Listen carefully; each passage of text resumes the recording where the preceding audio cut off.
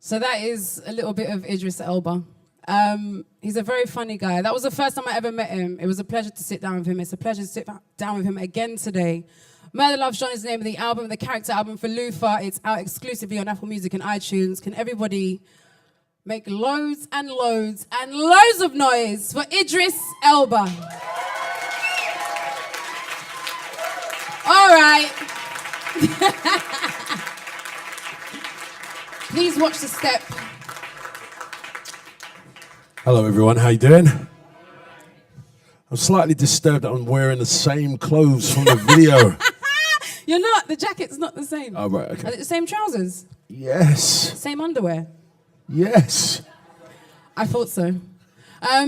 Everybody's really calm and quiet at the minute, so we want you guys to be a little bit more excited because this is an interesting day for all of us. How often do you get to sit down and look at this man directly in front of you? Not very often unless you're watching the TV. So it's a very special day. The album Murdah Loves John. Spell Murdah, Idris. Well, how do you spell murder? On the album, I spell it M-U-R-R-D-E-D-A-H. Yes, one R. Which, if you're from Scotland, it's all right, it's Murdah. Murdah. But in English, it's badly spelled. I don't know how you got away with that. That was good. That was good. So, Murdah Loves John, the name of the album, it's a character album. Has this been done before? Not by you, by anyone else? Actually, no, not to my knowledge. I mean, we all know soundtracks, you know, and soundtracks, you know, would write a song perhaps for a character, but not an entire album by the actor playing that character. No, I don't think so. So the obvious question is someone says, Idris Elba has an album, and you're like, does Idris sing? Yeah.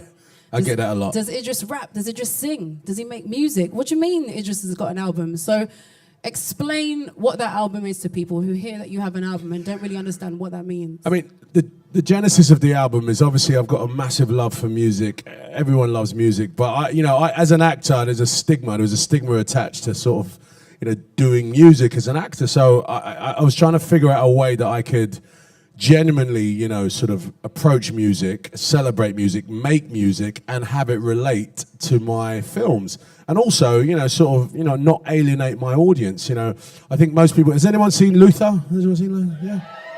You should say no. No, we haven't seen it. Yeah, so last night, Luther was on, and, by design, I wanted to add a musical component to one of my favorite characters. I call it a love letter to my character because the songs are, sort of expressions that I only think, that I think about, that I don't really explain to anybody else except for maybe the director and the writers. So when I get into a room with a producer and a songwriter, I sort of have a love moment with them and tell them about my character and get deeper, and that stuff really makes a good conversation, number one. Number two, it just starts imaginative songwriting. When I played Nelson Mandela, I couldn't explain to any journalist in the world what it was like. And that was the first question they said. What was it like playing Nelson Mandela? And I never had an answer that was satisfying. But if you listen to Me Mandela, that album, from start to finish, there's a lot of personal sort of stories and personal feelings that are on that album that make those songs. So that's a character album. So I'm going to be cheeky now. Does that mean, Idris, that you're not a good actor? And so you have to I've got to make an album. So didn't get to put everything into Luther. Or what is it about the music? What is it about making music about this character that you've played for how many years now? 4. 4 years. What is it about the music, specifically tracks on the album, that made you feel complete after you'd finished recording them? Look, I'm born and raised in London, and for all my life I've listened to musicians from London. And for the first time, I'm looking at, a film that I'm in, a television show where my London is there. I grew up on the streets that we shoot Luther. And, for me, again, it's another love letter to London, really, because the music was designed to feel like it comes from London. Like, if you're watching Luther and you turn the music or you turn the soundtrack up and you watch the entire, and you listen to Murdah Loves John, it should feel, like there's a symbiotic there, and I definitely, I wanted to express how much I love London.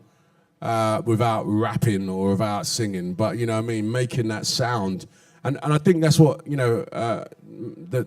Fred Cox, who's the producer on this album.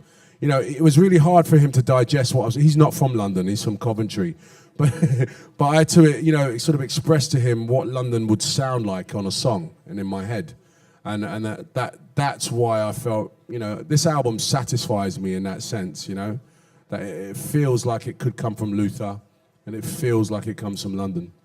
You are a good actor, by the way. Thank you. Didn't mean to say that. Sorry, I apologise. So specific tracks on there. I think you know my favourite on there, "Fires" featuring Fabian. Yeah, I love that song. Thanks. Even without Luther, I feel like that song would still mean. And I think a lot of the songs on the album, if not all of them, mean something. You don't have to necessarily know Luther, but they mean something. I think that's a brilliant thing to have if you're making music about a character. Yeah. How people can relate to that, because the title is "Murdah Loves John," and there are topics of murder. Yeah. There's topics of love on there. There's topics about crossing bridges and not knowing which direction to go. And there's things that people can relate to on there. Was there something that hit you the hardest when you were making it? Were there moments where you really felt like the artist had completely encapsulated who Luther is and what he's about? I think the other Fabian song, so the original Paradise Circus by Massive Attack, I think our version really sums up Luther. And especially like Luther is a human being that has gone through so much heartbreak. I mean, the guy is just, he probably doesn't have a heart right now. I need to talk to you about Mary in a bit, but just continue. Alice. No, Mary. I need to talk to you about Mary. Who's Mary? The one that you was going hard for no reason. It was really stressing me out. So why are you going hard for Mary? What's Mary, yes, yeah. Sorry, yes. See? Season this is what I 2, mean. sorry, yes. You don't even remember her. We'll talk about Mary in a bit. Continue. I'm sweating now. But Paradise Circus, you know, Fabian, whose voice is just incredible, and comes from London. And, you know, it just encapsulates the heartbreak that I think Luther has, you know. It's a very melancholy song. And it, you know, as well, the way it was made, that song was made in one take, like literally Fabian and Fred sitting in front of each other. And she's reading the words off, you know, a lyric thing, and did the whole song. The only thing we did post was the strings. But because of the way it was performed, because of the words, you know, the words, we like it when we're in the devil's grin, you know. To me, that sort of really sums up some of Luther's sort of pain. That's the most painful song.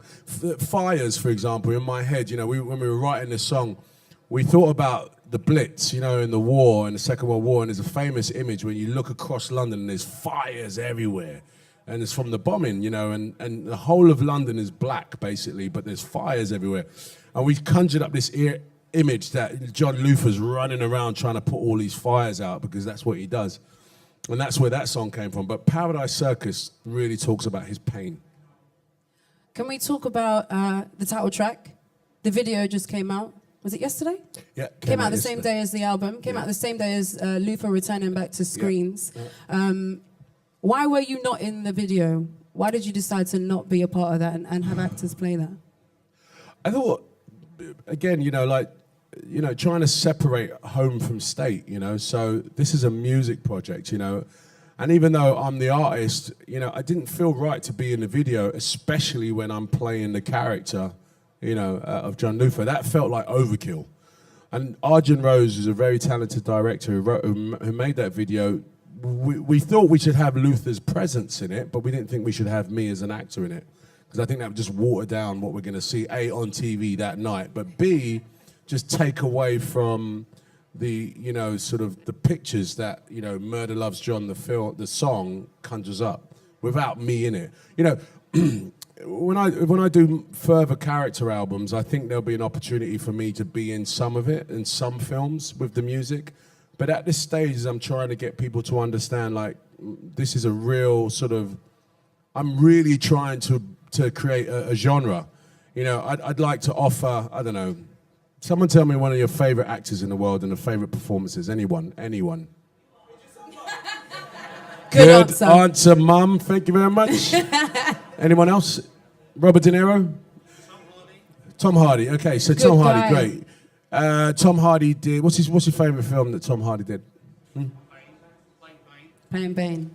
Exactly, Bane. And that's an iconic character.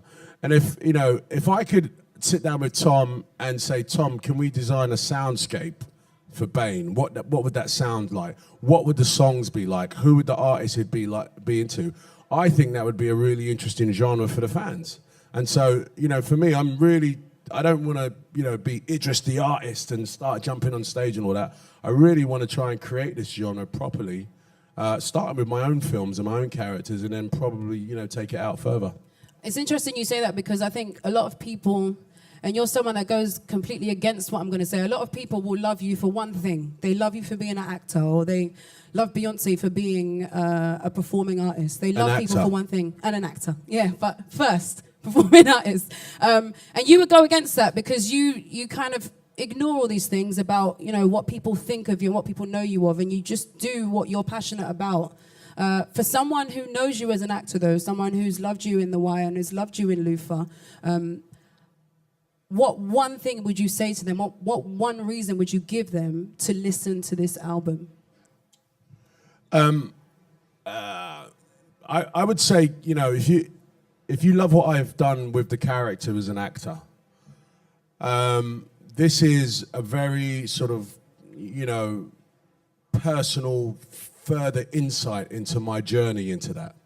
Actors, I don't like to, I think as an actor, you have to be transparent as a person, but it's difficult, you know what I mean? Because as you climb the ladder of success, people want to know more and more about your personal life. And then what happens with actors, they tend to get more guarded.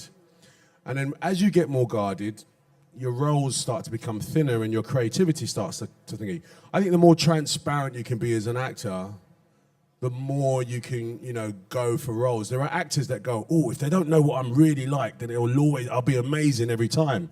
I don't agree that. I think if people get to know me a little bit more, then when they see me take on a role that is absolutely unrecognizable, they appreciate the work I've done it. And so the music is an insight.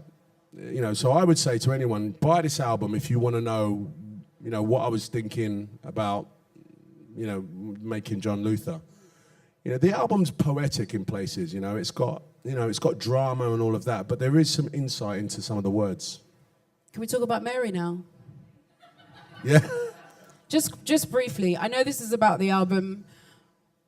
Why was she so special to Luther? I don't know if anybody else cares about this, but I need to ask.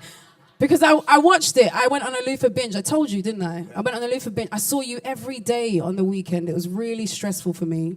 He was just on the screen. But Mary was like, "Way, yeah. I'm Mary." And you were like, "Oh, why? Don't leave Mary alone." And I was like, "Alice!" In my head, I was just like, "Alice." So can you explain why Mary was so important to John Luther?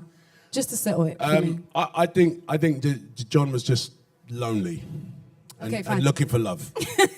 I'm okay now. I'm good. That's what I need to know. Can we just show of hands, who loves Alice in here? Can you just shout Alice really loudly? Alice! Thanks. Murdah Loves John is the name of the album. It's out exclusively on Apple Music. It's something that you've done twice now, a character album. Like you said, you did it for Mandela, the character Mandela you played. You've done it for Luther. Do you see yourself taking it, even though you've said that you want it to be a genre for Tom Hardy and for different actors? Can you see yourself soundtracking films?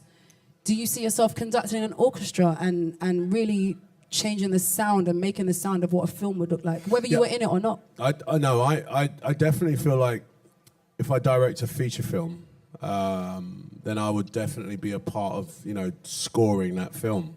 I think I could hand it to someone else, but I think just by how I see film, I was explaining this the other night, and you might know this, but coming from an African household, right, everything is on all the time.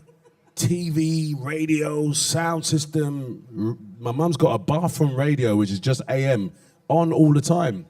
So I had this, as growing up, I had this mishmash of just vision and sound that just blended into each other. And so when I watch film now, I really listen to the sound. I like, the Foley, someone putting a cup down. I really listen to it. I'm really in tune to it. So if I was directing a film, I definitely feel like I would want to manipulate the soundscape of it. I'm really into the idea of making a musical that doesn't feel cheesy. There's this very fine moment between when someone's talking and then they start singing. And that moment, I just want to redefine it because I just want to try and find a way where people aren't embarrassed and just want to run away. And that's because of my love for film and, music. I'm going to come to you guys for questions in a second. I've got one last question for you. Is there any point in your life where you felt like, Idris, you weren't going to be able to do something? Or are you that kind of person? Do you think, I can't do that? Or are you I'm going to do everything I want to do ever in life, ever? There was a moment when I was living in New York and I was there for about 4 years. I'd spent all my savings. I was jobbing. I was DJing at night to pay the bills. It was really, really tough for me. Like I was living in a car. And there was a moment where I was like sitting in my car. I had another audition the next day, but my funds were running out massively. And I was like, you know what? I'm gonna have to go home. I'm literally gonna have to go home. And I'm not one for failure. Like I'll just keep going. But yeah, I was freezing, sitting in this car. I got $10 on me, and it's like not looking good for me. And I was like, I'm in America, big, America. I'm gonna make it a movie star. No, you ain't. No, you ain't. Look at you in this. You haven't changed. Well, I haven't changed my clothes again. There's a theme there, man. I don't know what's going on. But no, I haven't. A reminder. I was sitting in this car, literally thinking, right, I'm gonna have to go home. I can't make it here. And even though like I had moments of success, there wasn't enough to keep me grounded and go, stay here and stick it out. So for the first time in my life, I was probably around 28 years old. I was like, I can't do it. And the next day, the audition was The Wire. And then 4 auditions later, I got the job. He had $1. $10. By the 4th audition, you were $1 in your pocket. Like, guys, just give me the role, please. Please. All right, I'm going to stop talking now. Let's have some questions. Let's go to this lady here. Hi, Idris. Hello. My name is Sheree Wiley. I'm from Nashville. Nice and to meet I'm you. here. Nice to meet you as well. I'm here. I attend London Film School. I'm a scriptwriter.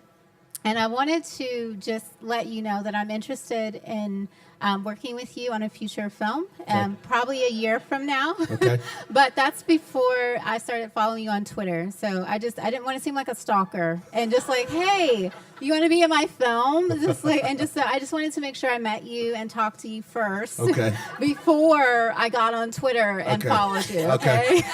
I like that. Okay. And then the second question is, do you and Gabrielle Union, do you guys get along on set? You guys okay? You good? Gabri, yeah. Yeah, I okay, love Gabrielle I Union. want to ask her as well, but I didn't want to do it if you didn't work out with her. You're good. I like you, man. You're setting it all up.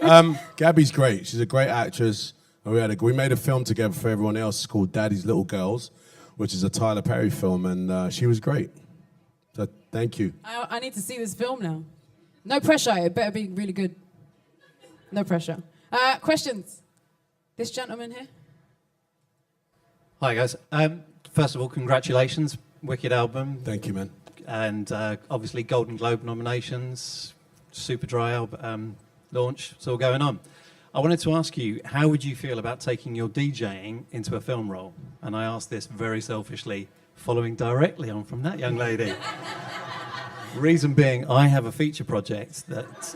There you go. We're getting on. We're getting bigger. I was coming out of job offers here, man. Yeah, This is all right. From $10 to this. Interestingly enough, it's a weird one for me to play a DJ. I'm not sure if I could pull it off properly, depending on the storyline. There was this like huge Hollywood film where it was kind of like Fast and the Furious for DJs, and they were like, "We'll go to Idris," and I read the script. It was fucking awful, and I was like, I just can't do it. I think, by the way, people won't be able to tolerate a movie about DJs, unless it's a very specific entry point. It's not literally about DJs. It's kind of Nightcrawler, but it's a young DJ. Right. I've already got Paul Oakenfold on as music supervisor. Smart. So, I like Paul. And he's very, very keen to All right. control the music. And obviously someone like Fred and you to produce music would be a fantastic element. Well, to the two of you, in all seriousness, give me your business cards. Someone at Apple, just wave. That guy there is a guy called Sam. Just give him the cards, and then my assistant will send you a line, and you can send them on. I have a production company called Green Door, and they will get it first, and then we'll go from there. Thanks. Do you need Idris to be a good DJ for him to be in the movie? Because that's a whole nother situation. You're on a roll today. I'm a rubbish actor. I'm not a good DJ. Only sometimes. Only sometimes. Any more questions? This gentleman here? Hi, Idris. Hello. Loving your work at the moment. Thanks, man. I saw you a few years ago back at V Festival, DJing for the very first time, cracking evening. I just wanted to ask, are you still going to be doing like your house music with your For Your Ears Only, Volume 3? You used to do a lot of mixes on SoundCloud, and it was like one of my favourites when I was getting fit in the gym. Yeah. I'll let myself go a little bit now, like, but no, are you still going to be doing like the house mixes as well? Because that work as well was incredible. I know it was a few years ago, like, but... Yeah, it was look with your ears. Yeah, look with your ears. Yeah. I haven't done any mixes actually, and Katie and Graham, my music team, always banging on about sort of doing more mixes and so on and so forth. We do run into issues with mixes, and it's a much bigger conversation because sometimes I do a mix with stuff that hasn't come out yet, gets pulled down straight away, and so there's issues with that. But in short, I should do some more. So yeah, well noted. Thank you. Questions? Just here. Right there. If you were to do another track for any of the jobs you've done previously, what job would it be for? I think I thought about this. I've been asked this as well. I think I would do Stringer Bell. I would do a character album for Stringer Bell. It's a complex album though, because he's a man with many different tastes and has a lot of conflict. It comes from the streets, but aspires to be a businessman. And his book range, I don't know, I didn't see the episode, but after Stringer Bell dies, they go to his house and they look at all his book collection, and this is a deep thinker. So in my head, I'm thinking if I do an album for Stringer, You've got to do volumes. it might just have some classical on it, it just has to be a really deep album, but it would be Stringer. Some questions at the back. We had some.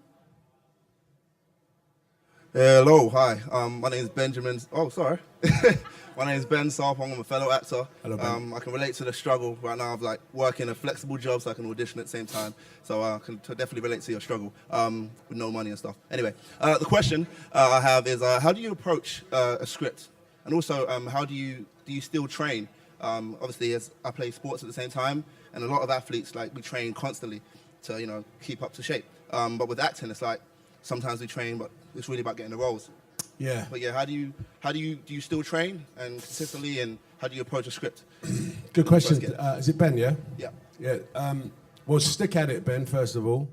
Don't give up, obviously.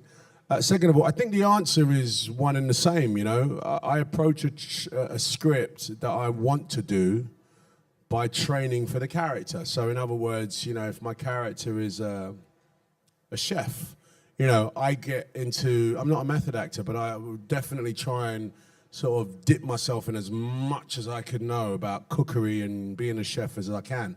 And that essentially is me training. Training, I don't want to piss anybody off, but, drama schools for me are a little bit of a sort of grey area for me. I didn't go drama school. And one of my best friends did go to drama school. He got a scholarship, went to Central, and I went into work. 4 years later, I was an established actor, and he was a struggling actor.